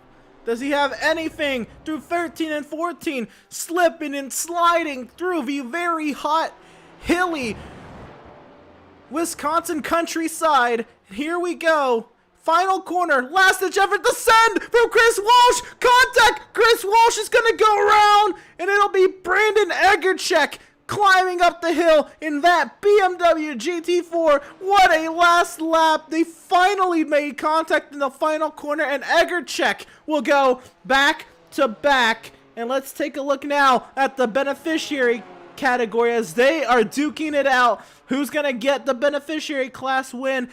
This is Brosima. He's actually catching up to the lapped vehicle of, that would be Glenn Gray, I'm assuming. Yeah, it's Glenn Gray. Yep. Now, is that going to slow him down? We can see now Shane Hunter also slowing down a bit. Brock Hunter, unfortunately, got slowed down by Glenn Gray, who might have given the win to Theo Brosima on the beneficiary class. As you can see now, Brock Hunter is definitely going to be going around the outside. That's not ideal for him. Yeah, Theo Brosima has this in the bag unless he runs out of fuel, sorry. Yeah, it looks like he just has this in the bag. So a victory for Theo Brosima. Chris Walsh holds P2 after the small mistake, and what a finish that was, Emerson. Yeah, Chris Walsh did get up and going. They had about 10-12 seconds to Tyler Langenberg. I bet Langenberg heard that they had crashed, and he was on it trying to get there, but Egerchek had no trouble at all. He kept the car straight. Walsh got the car going, and he'll finish second. Langenberg third overall. Sean Knight with the open class victory, and donuts going on for Brandon Egerchek down here in turn 5. Well-deserved donuts, starting in P5, won the race, soaked all the pressure from Chris Walsh, made a move on the second to last lap, round the outside nevertheless, and now, you know, he can enjoy some virtual champagne on this victory because that was absolutely well-deserved. You know, Chris Walsh tried absolutely everything he could, to try and make a move. Even tried to dive on the final corner of the final lap. We rarely ever see dives down there. He almost made it work, but unfortunately spun his car around. You know, fantastic effort from both of them. Well, we're going to go to break real quick. We'll get interviews with the 3 class winners. Don't you go away. Pit Stop TV's live coverage of the Operation eMotorsport Winter 2021 season. Round number 2 in the books, and it was a wild one.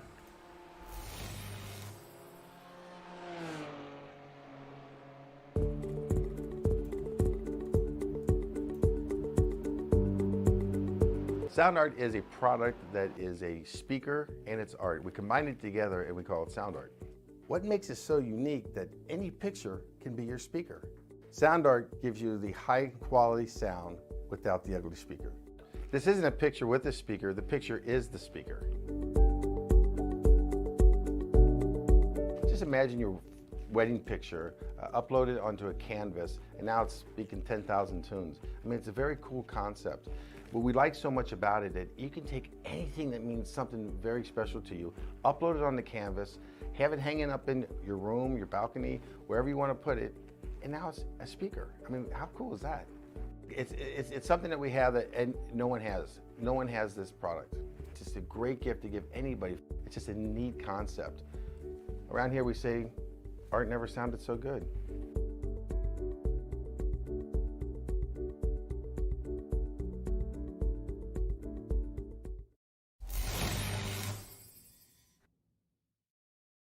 After months of quarantine, we're all interested in how we can become our best self. The team at Permanent Makeup and Cryo is here to help you get the flawless makeup look every day without the extra effort or time.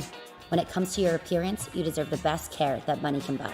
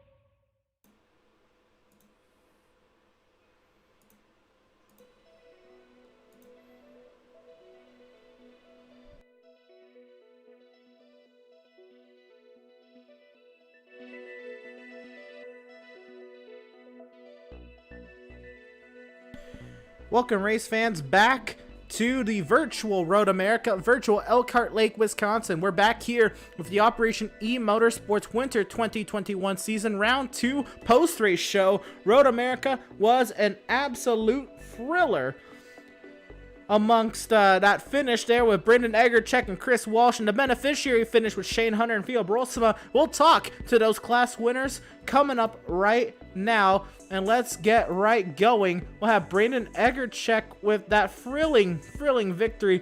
And Brandon, talk about it, those final laps. What's going through your mind?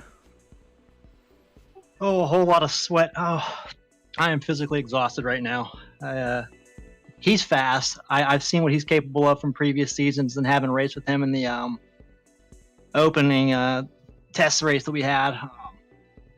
The balance between these cars, though, having the BMW on the straightaway is a thing of beauty, but having to pass him and set it up is, it was just mentally exhausting. I had no idea what I wanted to do.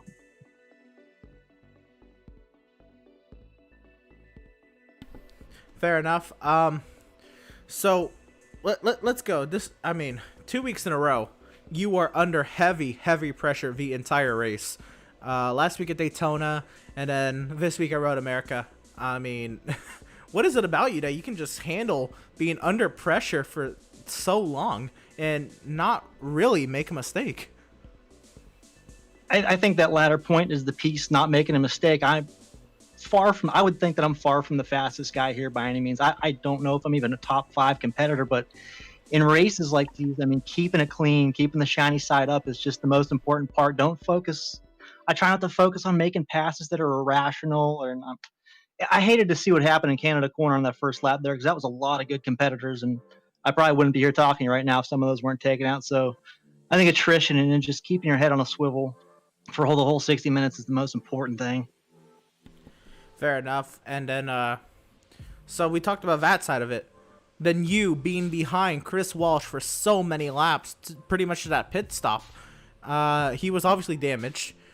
What's going through your mind being behind him that entire time, you know, not being aggressive with the overtake and all? I assume you were waiting until you got later into the race to really do something about it. But what's going through your mind riding behind him for so many laps? Yeah, I wanted to force him into a mistake. That's kind of the way I wanted to go about it. I just tuck up behind him on the straightaways. I'm not going to make it look. I want him to know that I'm there, and if he wants to overdrive the turn, that's his decision. But I didn't want to pit with him. I wanted to do the opposite of him there, but he made such a late decision that I was already kind of committed behind him. But yeah, forcing him into a mistake, and that pass was the side by side with him was immense. I hope you guys had a great time up there watching that, because that was a ton of fun behind the wheel. That was fun. It was always something to watch, especially at the front. How do we feel about VIR? Can we go 3 in a row? I don't know. That's a tough one. There's a lot of disadvantage, I think, for the BMW with all the winding, twisty sections. The 2 straightaways is all I really got there on a BMW. So I think the Porsche is probably going to prevail there. But it's, again, yeah, keep it on the track, drive it all 60 minutes. That's the way I'm going to go about it. As you should. Congratulations on a second win on the season in as many races. And then, you know, I think this one wasn't as dominant as Daytona for sure, but the way you were leading under the pressure was pretty dominating. So who do you have to shout out, or who do you have to thank for your run now 2 wins in a row? I thank you guys for putting on the show that you do. I watched the broadcast a couple weeks ago. It was beautifully done, and it was a ton of fun to watch again up there at Pit Stop TV, and obviously Operation Motorsports and Recaro for what they do. But some of my friends over at Air Force Gaming, with whom I found out about this league and everything that you guys do. So I probably wouldn't be here without some of my peers there. My friend Chris Walsh was over there too. So small world, and I can't wait till next time. Rock on. Well, once again, congratulations on second win in as many races, and best luck to you next week at VIR. Thank you. Have a great week, everyone. Right on. And that was overall winner and pro winner Brandon Egerchek. And now we have JP Costa standing by with open category winner Sean Knight. So Sean, I hope you can hear me. That was a fantastic first stint by you. Talk us through that start. You know, you just got an absolutely perfect start already. When did you turn one lead? And just talk us through what happened. Well, I don't really know, to be honest. I was expecting to qualify maybe like 6th or 7th. I was practicing on the track with all the settings for this race, and I was getting like 219s, 220s, and I felt that was really slow. And then after qualifying second with 219, I was pretty surprised. And I guess right off the start, I just kind of did what I was doing and saw I had a gap.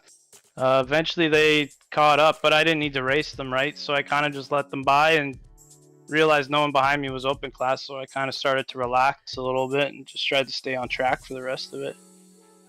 Yeah, perfect. And obviously Christopher Bailey was, I guess, your closest competitor on the open class, and obviously on the first lap as they head into Canada corner, they had a bit of contact, and Christopher was just sent off outside of the race, let's say.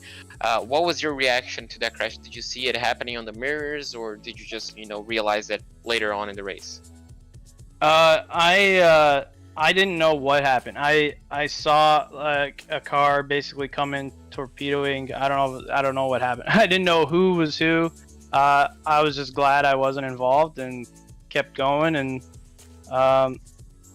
yeah, I had one issue. I started overheating my car at one point, so I wasn't sure what was causing that. But thankfully the light went off and I was able to just continue on.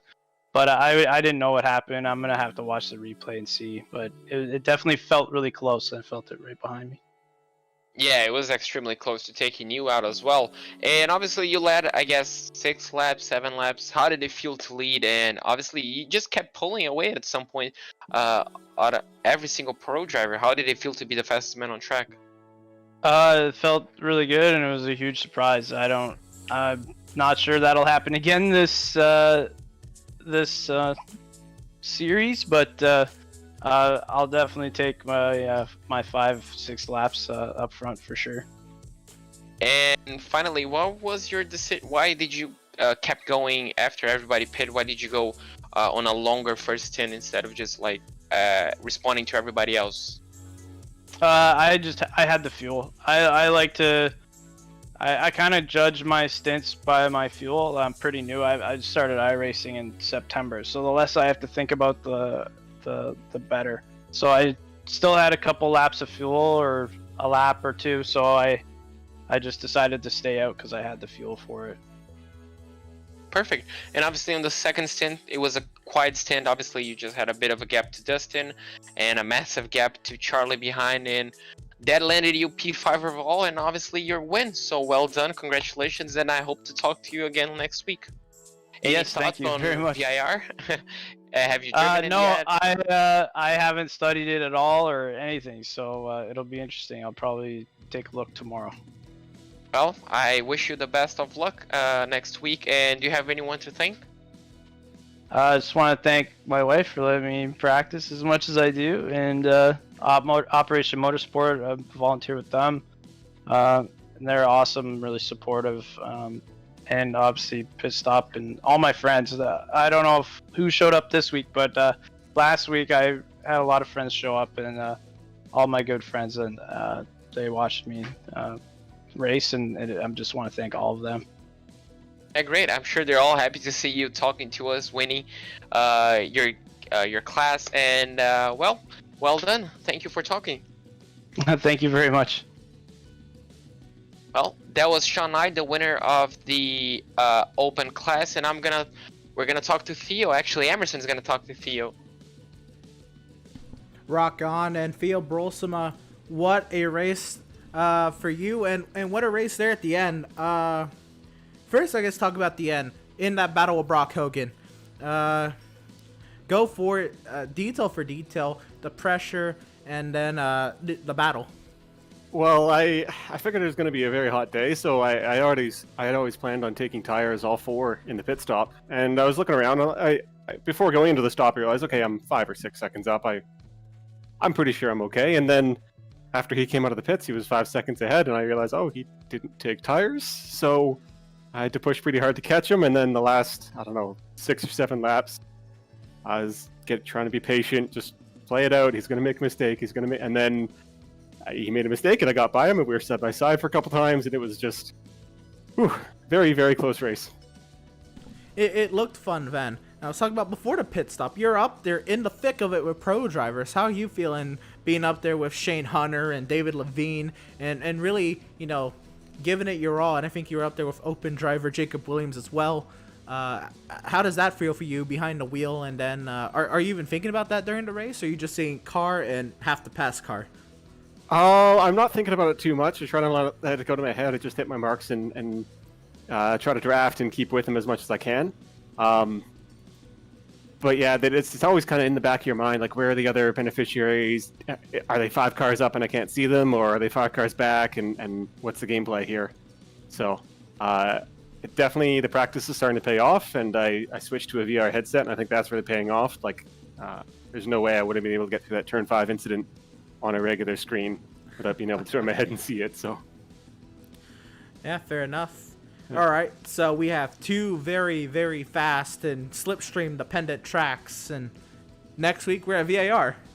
How do you feel about that? That's definitely not my favorite track. I managed to do this one without crashing out in the bus stop or the kink, which is a big improvement from last year, but I still haven't improved my VAR times very much since last year, so we'll see how it goes. I'll just keep putting in the practice and see if I can get my setup dialed in and hope for the best. Rock on. Well, who do you have to thank, or who do you have to shout out for your beneficiary class win and the great run you had today?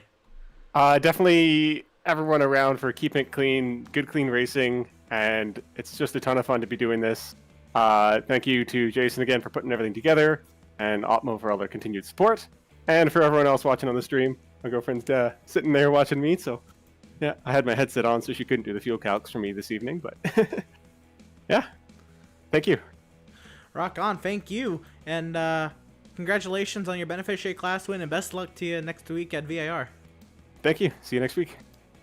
Rock on. And that was Theo Brosima, and what a guy. I mean, I love talking to everybody in this series, and the beneficiaries, man, they are so happy just to be here. And I think that makes us, 10 times better, is the joy that these people have in coming and doing this each week. Already with the meaning behind Operation Motorsport is great in itself, but again, just getting to do this every week and getting to be around these people every week is a great feeling. Yeah, exactly. It's very inspiring. It's kind of a simple thing, just sim racing, but just brings everybody together, everybody that likes one mutual thing, and everybody can just enjoy it together. And it's just, as you said, just hearing from these guys, they're so thankful and they're happy to be doing this, just brings out the competitive state in all of us. And it's very exciting to be up here commentating and seeing everybody happy and having a good time. That's for sure. Well, let's see how this all shakes out when it's all set and done. Round 2 in the books, and it is Brandon Egerchek going 2 for 2 after round 2. Chris Walsh comes home second after the thrilling last lap dive and attempt to try to take the lead. Man, if only it would have stuck, what kind of a drag race we could have had to the line. But nonetheless, Chris Walsh comes home second. Tyler Langenberg third. Dustin Burkhalter fourth. Sean Knight, the open class winner and the first non-pro driver in the standings, fifth place. He'll be ahead of pro driver Charlie Bass. Trevor Hill, open driver, coming home second in that class. David Levine, 8th overall. Christopher Bailey, 9th overall in that open category. And Jacob Williams, 10th in the open category, 4th. Finishing up P11, Shane Hunter on the pro class finishes up P11. Theo Brosima, the winner of the beneficiary class, finishes P12. Brock Hogan finishes P13. Hunter Reed finishes P14. John Winker in 15th place. Travis Hill in 16th. Brian Winker in 17th. Jay Gleason in 18th. Callum Belden in 19th. And the number 22 of Jason Leach in P20. Yeah, Jason had a crash there on that final lap, and unfortunately made some TV time on that final lap, not in a good way. Rounding out the back of the field here, 21st, Rodney Campbell will be 1 lap down over Glenn Gray, 22nd. Couple open class drivers, 21st, 22nd. They have a couple beneficiaries, Justin Jarrett, Tim Bernard. They're here for it. Come home 1 lap down, 23rd, 24th. Paul Lindsay, 25th. Brian Burkhart, 26th. And that's going to round out the grid for today's race here at Road America, the Operation eMotorsport Winter 2021 round number 2 on the season. And at the very least, we have to shout out our Whiplash partners. We meant to do it during the race, but of course, your picture, your music, and you provide the image that you want, the Tucson sound art, and they will custom create a beautiful framed, high-quality canvas with a built-in Bluetooth speaker with sound art. You get the best of both worlds. Visit TucsonSoundArt.com for more info, and make sure you use promo code PITSTOPTV, all caps, all one word, at checkout and receive 10% off of your purchase. Have you ever wanted to have a race engineer on speed dial? Well, now you can, thanks to RacePace, a driver development service and setup shop all in one. Work with Tyler, a real-world race engineer, to step up your game before your next race. Pick up the pace with RacePace. When it comes to your appearance, you deserve the best care that money can buy. At Permanent Makeup and Cryo in Maine, the owner, Ashley Bollier, is a certified micropigmentation specialist who provides professional, safe, and personalized services. You can contact Permanent Makeup and Cryo in Maine at permanentmakeupinmaine.com or call or text them at 207-358-8683. If you're looking for the best solutions for your permanent makeup concerns, give Permanent Makeup and Cryo in Maine a call today to book a consultation. And of course, Pit Stop TV's new parent organization, Whiplash Media, specializes in various sim racing resources, including paint schemes, stream overlays, iRacing camera packs, and more. Whiplash Media is also working on its presence in real racing, offering services such as photography, social media management, and public relations. Make sure you go to Whiplash-Media for more. And of course, once again, we'll shout out the Operation Motorsport partners. With Recaro, an ergonomic seating position means a comfortable position. With perfect seat contours and innovative features that support your body, Recaro Automotive makes driving fun, be it on the road or the racetrack. Recaro Automotive performance seats are more than just a set of components. They exude innovation, quality, premium materials, craftsmanship, and a genuine passion for cars. Recaro Automotive is proud to support Operation Motorsport's iRacing series. And since day one, Mobil 1 Advanced Synthetic Motor Oils have been a part of every Corvette racing win. That tradition continues with the new mid-engine Corvette C8R. Today, Mobil 1 Racing 0W50 protects the next generation of America's sports cars on the track, while Mobil 1 Advanced Synthetic Oil is still found under the hood of every Corvette off the track. No matter where the hood of your Corvette is located, it's always been Mobil 1 from day one. Mobil 1 is the world's leading synthetic motor oil brand. The Corvette Racing C8R is now available on iRacing for anyone looking to indulge on the exhilarating mid-engine performance of the C8R in the virtual world. And of course, we cannot say enough about what makes this all happen and why we're all here. Operation Motorsport, a veteran-led, non-profit foundation based in Raleigh, North Carolina, and Brighton, Ontario. It was founded on the basis of 3 simple words: excite, engage, empower. Its mission: to engage through motorsport activities ill and injured service members and disabled veterans affected by military service, leading to the aid in their recovery and rehabilitation. For more information, please visit operationmotorsport.org. And yeah, make sure you tune into the upcoming races this week. We have the Bluegrass iRacing Series, race number 10 on that season, New Hampshire Motor Speedway. The Magic Mile that just should be classified as a short track, as it drives like one, just over the criteria for a short track. Make sure you tune in Friday night with LTAC Racing. Will be at Sonoma for left and right corners of the Northern California circuit. Next week, next Monday, the BRP iRacing Series is back at it again with the Knox Hill Raceway, and we'll continue the Monday doubleheader with the Pacific GT3 Series race at Laguna Seca. And make sure you tune in next Tuesday night for the Operation eMotorsport Winter 2021 season, right? Race number 3 on the season at the Virginia International Raceway. That's going to conclude our coverage for tonight of the Operation eMotorsport Winter 2021 season, round number 2 at Road America.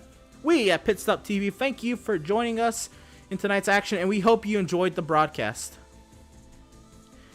Make sure you tune in again next Tuesday night, VIR. Make sure you follow us on Facebook at www.facebook.com/pitstoptv, on Twitter. Follow us at pitstoptv_, on Twitch at www.twitch.tv/pit_stop_TV, and on YouTube at www.youtube.com/c/pitstoptv1. For all of us at Pit Stop TV, JP Costa with me on the mic this evening, Corey Rexford on social media. I'm Emerson Arden. Make sure if you want to join the Pit Stop TV crew, you email Andrew at pitstoptv.com. Thanks for watching. We'll see you next time.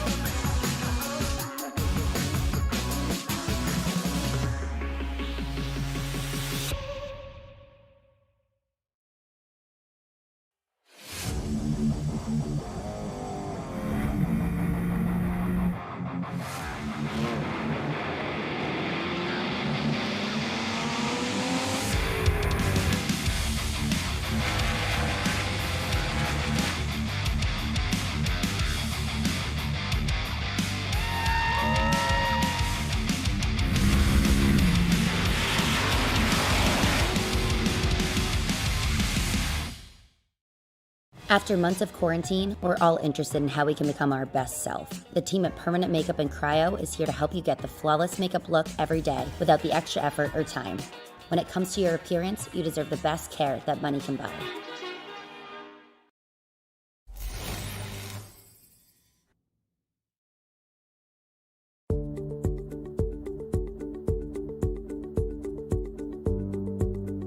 Sound art is a product that is a speaker and it's art. We combine it together and we call it sound art. What makes it so unique that any picture can be your speaker? Sound art gives you the high quality sound without the ugly speaker. This isn't a picture with a speaker, the picture is the speaker. Just imagine your wedding picture, uploaded onto a canvas, and now it's speaking 10,000 tunes. I mean, it's a very cool concept. What we like so much about it that you can take anything that means something very special to you, upload it on the canvas, have it hanging up in your room, your balcony, wherever you want to put it, and now it's a speaker. I mean, how cool is that? It's something that we have that and no one has. No one has this product. It's just a great gift to give anybody. It's just a neat concept. Around here we say, art never sounded so good.